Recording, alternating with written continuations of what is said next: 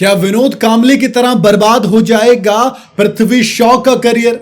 क्योंकि भैया सालों पहले ही कोच ने एक वार्निंग दी थी जो कि शायद अनसुनी कर दी गई है। इंडिया के एक्स बल्लेबाज कहूंगा क्योंकि काफी लंबे वक्त से बाहर है, पृथ्वी शॉ अपने करियर के शुरुआत में बेइंतहा हेडलाइंस में रहे थे।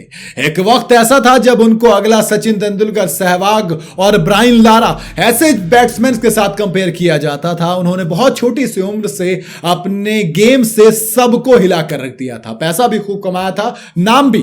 लेकिन अब पिछले कुछ सालों में नाम भी गया है, गेम भी गया है। अब तो फिलहाल हालत ऐसी है कि पृथ्वी शॉ को आईपीएल में किसी ने खरीदा तक नहीं। बेस प्राइस में यानी कि महज 75 लाख रुपए कोई टीम उन पर लगाने के लिए तैयार नहीं थी। फिर उनके जो बचपन के कोच थे उन्होंने एक स्टेटमेंट दिया। उनके कोच की एक स्टेटमेंट खूब वायरल हो रही है। एक वक्त जब इंडियन टीम का कैप्टन तक माना जाता था क्योंकि अंडर 19 में वर्ल्ड कप जिताया था। अंडर 19 वर्ल्ड कप जिताना एक बड़ी बात होती है। विराट कोहली, मोहम्मद कैफ, ऐसे कई सारे प्लेयर्स आए हैं जो अंडर 19 से निकले और यहां तक पहुंचे। दिल्ली कैपिटल्स के एक्स कोच प्रवीण आमरे, उनका मानना है कि पृथ्वी शॉ का हाल जो एक्स क्रिकेटर विनोद कांबली हैं उनके जैसा हो गया। उन्होंने कहा कि जब पृथ्वी दिल्ली कैपिटल्स का हिस्सा था तब मैंने उन्हें विनोद कांबली का एग्जाम्पल देते हुए काफी समझाया था। मैंने कांबली को बुरा वक्त काफी करीब से देखा है। 25 साल तक की उम्र में पृथ्वी ने करीब 40-50 करोड़ रुपए कमा लिए थे। इतने पैसे तो IIM ग्रेजुएट को भी नहीं मिलते हैं। उस उम्र में कहां कौन इतना कमा पाता है। इसके आगे प्रवीण आमरे ने कहा कि जब आप बहुत कम उम्र में बहुत ज्यादा दौलत और शोहरत कमा लेते हैं तो उसकी चमक में आपको खोना नहीं चाहिए। यह बेइंतहा जरूरी होता है कि आप अपनी जिंदगी में एक युवा खिलाड़ी पैसे का सही इस्तेमाल करें, अच्छे दोस्त बनाएं और क्रिकेट को पहली प्रेफरेंस दें। यहां डिसिप्लिन बेइंतहा जरूरी होता है और पृथ्वी शॉ ने वही नहीं माना और यही इनडिसिप्लिन उनके करियर के जो डुबाना है उसको लेकर गया है।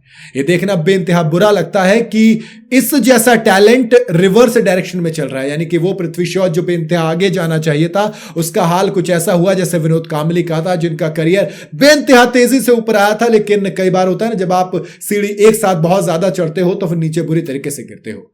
विनोद कांबली को शराब की लत और इनडिसिप्लिन ले डूबी थी।